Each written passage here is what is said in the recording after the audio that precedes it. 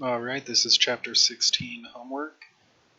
For the first question here, there's a force applied to B. You can see there's some casters in between the grooves. So it's just going to be translating to the right. I'm asked to find the acceleration of the rod as well as the reactions at A and B. So I create a free body diagram and a kinetic diagram. Gonna sum the moments around point B because it's gonna cancel out P here, so that I won't need to worry about that, as well as B, obviously. Alright, and then basically we're just looking at force, and then R is the distance that's perpendicular to B. So right here we're gonna have R, which is the 0.3 meters for A, and then for W it's R minus the 2R divided by pi.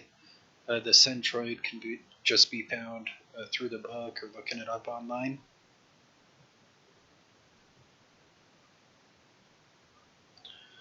Yeah, and this one's pretty simple. I just gotta go ahead and solve for A, and that gives me the reaction of A. And then I've just got to go ahead and do the same thing, but in the y direction.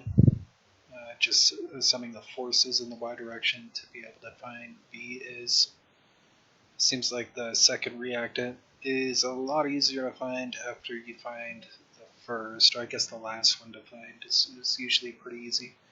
Oh yeah, and then acceleration was done just by realizing that all of the acceleration is going to be in the x direction, so I just need to do some of the forces in the x to be able to find that.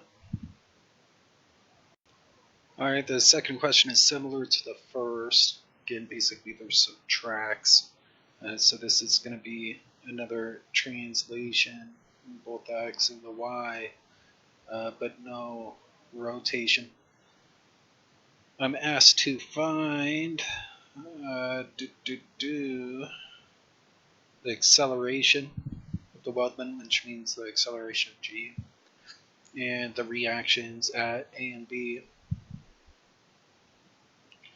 No, I'm given the velocity, and so with that I'm able to find the normal acceleration just with the same equation that we've been using, well, started using a couple chapters ago, at the beginning of this class.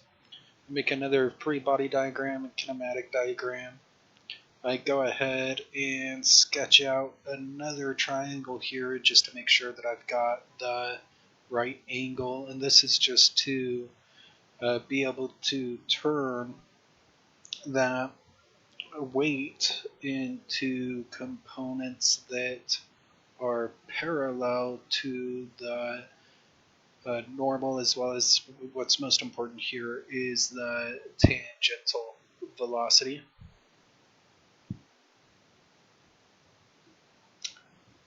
So this is the component for the tangential velocity created by the weight, which is going to be the only thing that's causing the acceleration in the tangent direction.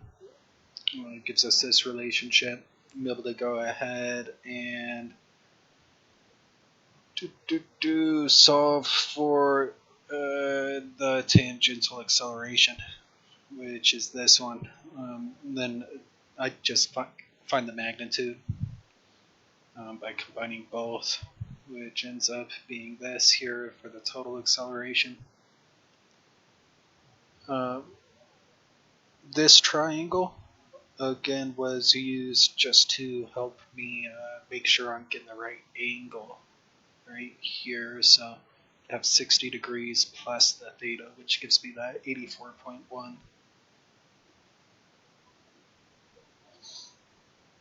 And right here I'm finding the reactants. And I'm going to sum the moments around A point. I could have chosen B, but I chose A just because it goes first in the alphabet. Again, I want to choose a point that is going to have some kind of force running through it, the more the better. That way there's less moments that I need to deal with. But you can see here I'm going to have a moment created at A from this vector right here, as well as weight. It's going to be on the left side of the equation. Then on the right side of the equation, there's going to be two components as well. Basically, I'm just taking the mass times the acceleration, with the acceleration being what I found here at that angle, and I'm breaking it into components that are perpendicular to A. And then I've just got to multiply these by their radiuses from point A. Then I'm able to go ahead and solve for B just by adding and dividing. And then of course B is going to be acting in that angle which was given here. 30 is going to be the complement to that 60.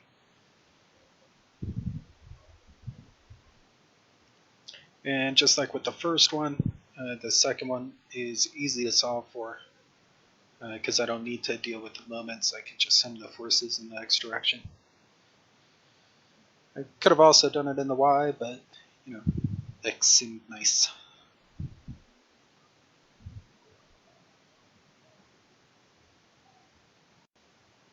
For question 3, there's two disks. I'm given the mass of both of them. A force is going to be applied on this pin that's going to be allowed to move horizontally to allow the two disks to come in contact with each other. Originally B is at rest and A is rotating at 360 rotations per minute. There is going to be slip here, so I've got to take into consideration the friction constant here. And I'm asked to find the acceleration of each disk and the final angular velocity of each disk. At first I was getting the wrong answers because I thought A was going to be going at a constant rate, but it's just going at 360 RPMs when it engages B, and then eventually energy from A is going to go into B, and it'll be considered the final angular velocity when it is no longer a no-slip condition. So you got to be kind of careful when analyzing these questions. But I go ahead and start off like I usually do, just by drawing my diagrams here. These are just the free body diagrams. I didn't draw the kinetic diagrams. I just kind of visualize them in my head. But I do go ahead and sum the moments about A, which is the centroid here. Just by looking at it, I can see that I am going to have a moment that's created by the friction times the radius, and that is going to create an angular acceleration in the counterclockwise direction, which I have as positive here. Because it isn't translating, we're just looking at, I mean, really this question just involves a moment of inertia. So I don't have the MAR, I just have the I alpha here. I, again, can be found by looking in the book or looking it up online. And then, of course, F is just always the normal times the friction coefficient. By looking at this equation here, I'm able to solve for alpha by just dividing I over. I want to make sure that I'm using the radiuses for the corresponding disks, so I added the A on both of these, and I was able to quickly find the alpha for A. I follow the same process to solve for alpha B by summing the moments around B, and I just change the positive direction here. Again, being careful to make sure I'm putting in the right radius as well as the right masses to be able to make this all work out.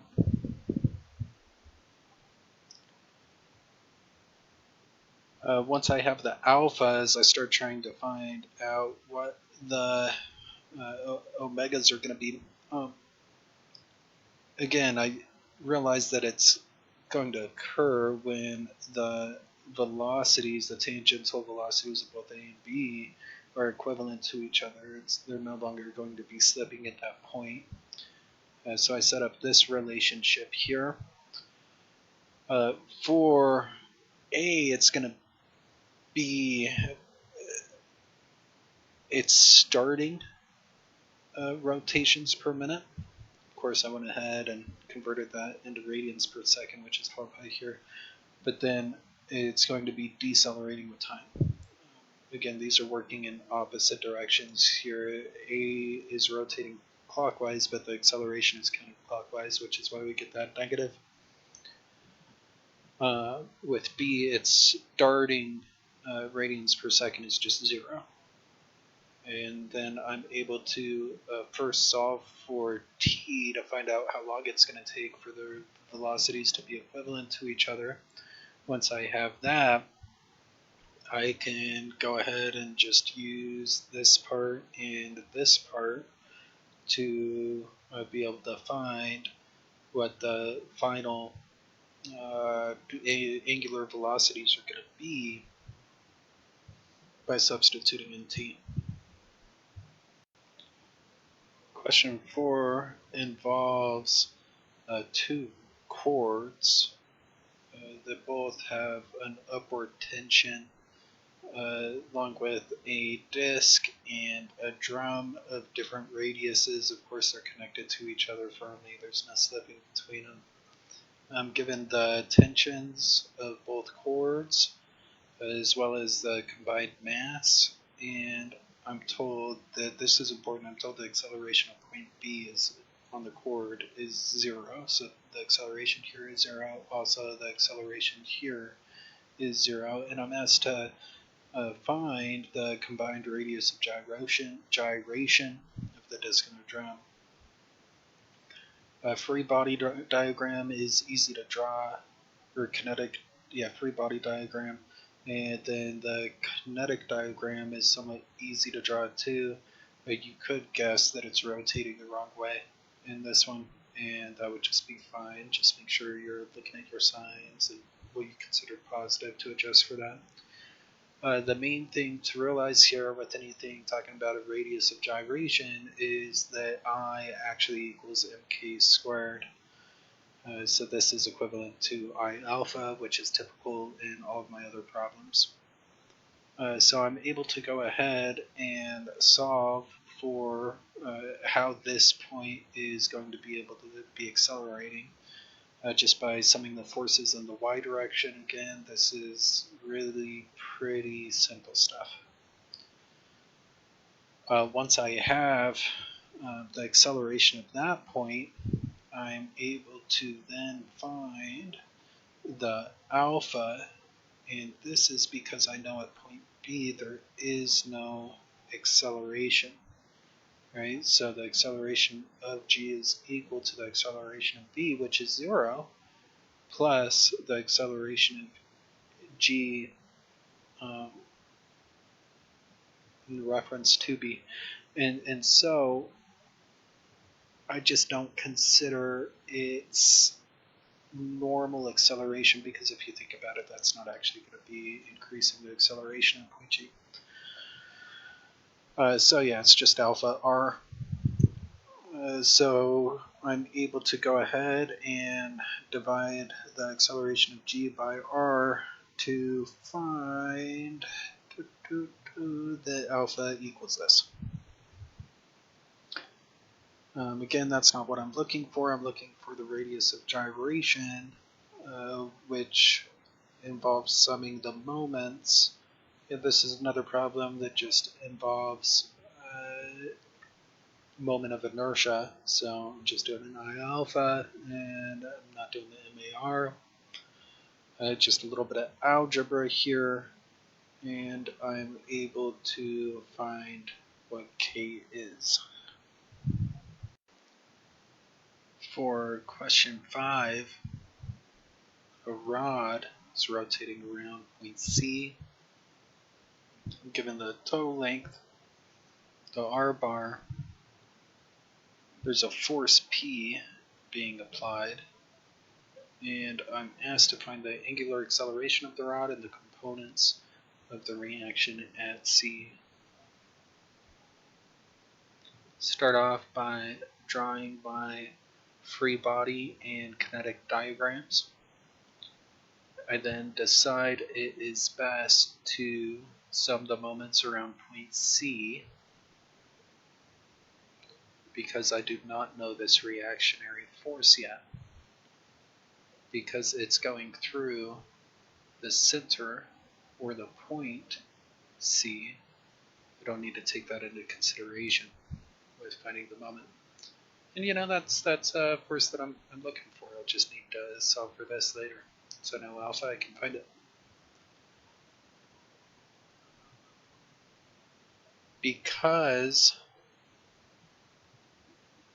it is rotating at a point that is not the centroid, and I'm summing the moments at a point that is not the centroid of the mass, I need to take into consideration both the moment of inertia as well as this MAR. The previous ones, because it's rotating around about the centroid, and I'm summing the moments around that point, I don't need to consider the MAR. Same thing here.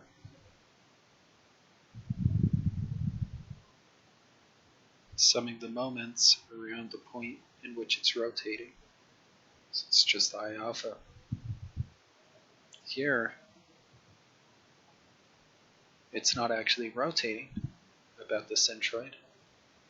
So I just have the MARs. Same thing with this one.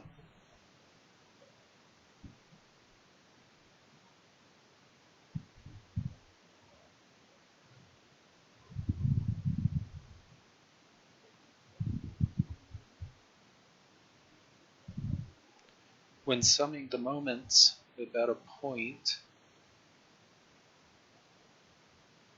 that's other than the centroid,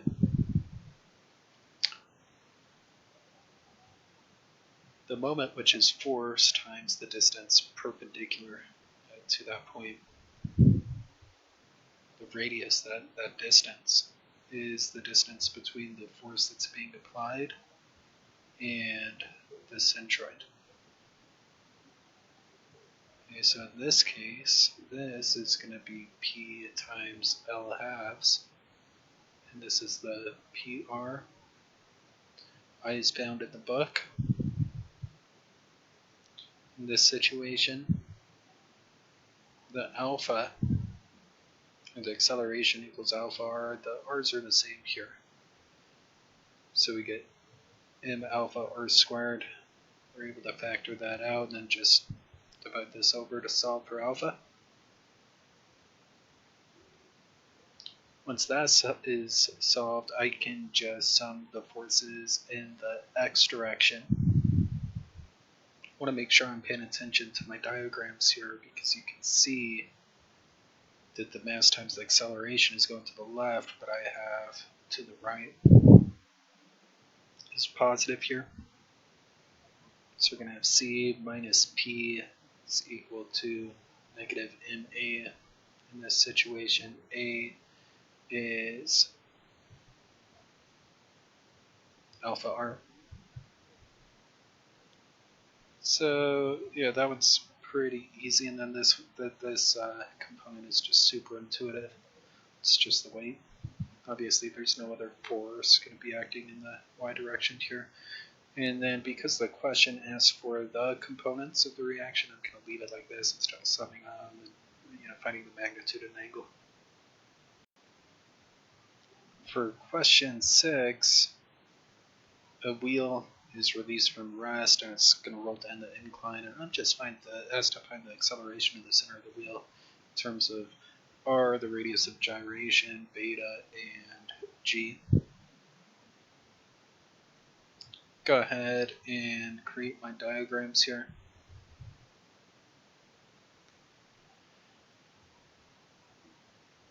Draw a triangle that can be used to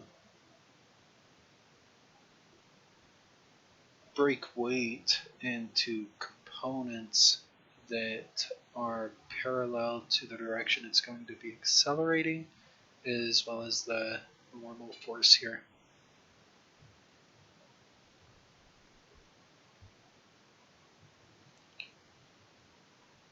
And then what I'm going to do is sum the moments around point A. Again, because I'm summing the moments around a point in which the mass is not rotating, it's not the centroid of the mass, I need to consider both parts. Acceleration equals alpha r here.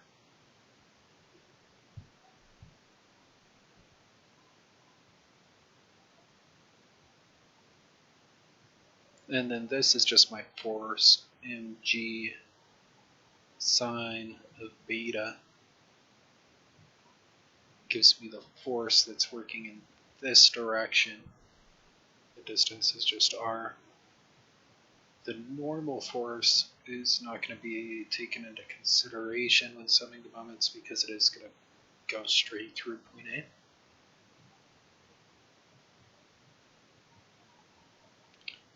Because it did ask for the radius of gyration, I is going to equal mk squared. Again, substituting in alpha r for A, I'm able to factor out the A and solve for alpha.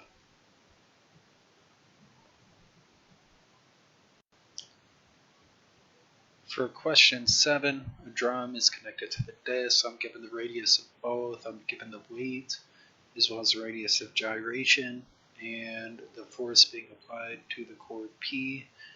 Obviously, as this is pulled, it is going to alleviate some weight here, but these are still going to be connected, so there's going to be a friction force here that causes G to accelerate to the left. Given the coefficients of friction, both static and kinetic, I'm asked to determine if the disk slides and the angular acceleration of the disk and the acceleration of point G. When I'm summing the moments, I want to choose a point that has as many forces going through it as possible. By choosing point A, I get rid of the weight, the friction, and the normal force, leaving just P.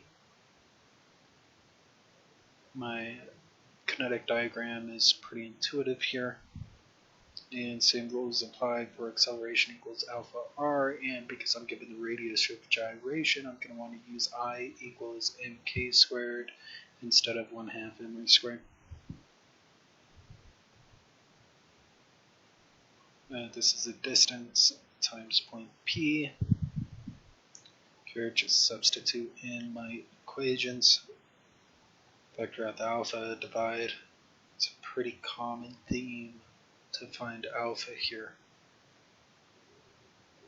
And of course, like we've done in many other problems, to find the acceleration of point G, just alpha r.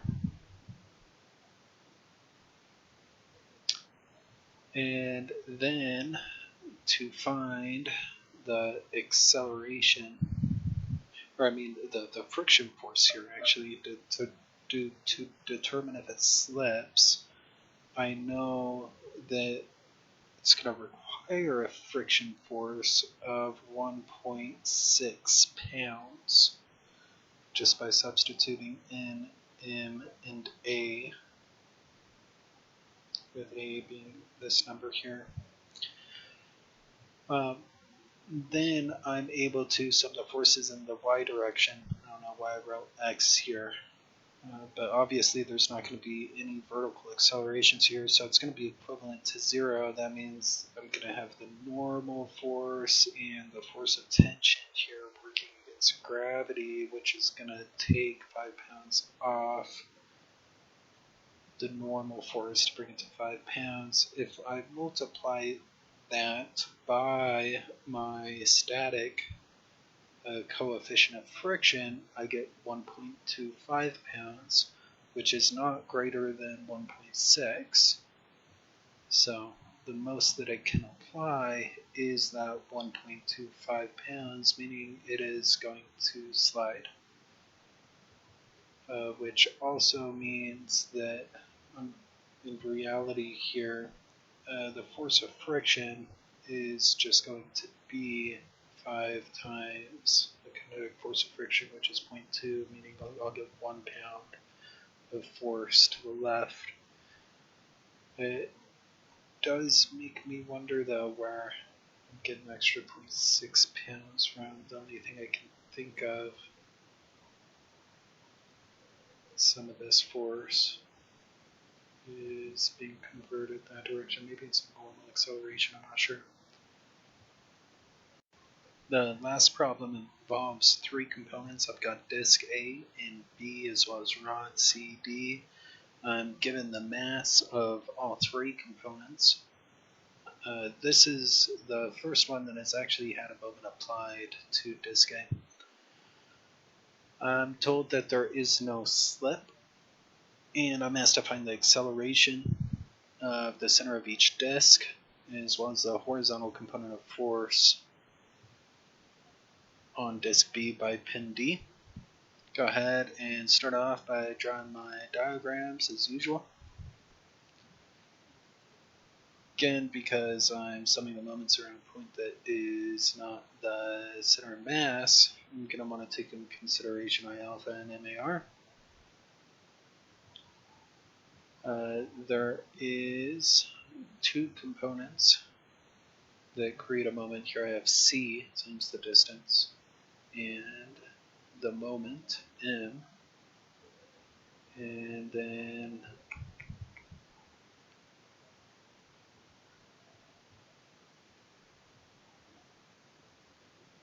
this one's a little bit different than other ones I've done, just because I don't know what C is yet, so I'm not able to solve for alpha yet, but I am able to solve for C the best that I can. Go ahead and do the same thing here for disk B. I'm not able to solve for alpha yet. It's not until I get to the last component here where I'm able to see that C minus D equals MA.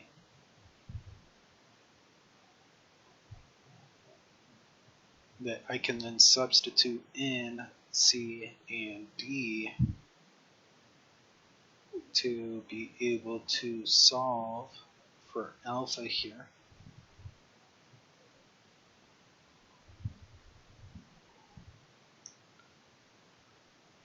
The radius is going to be the same distance here as it is with all of the other points that I've looked at, the 0.8. But this radius right here is 0.12, which I need to take into consideration for these ones.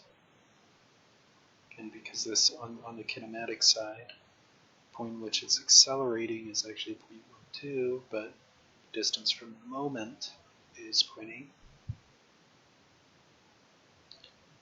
Once I have alpha, it's easy to find the acceleration of A. Once I have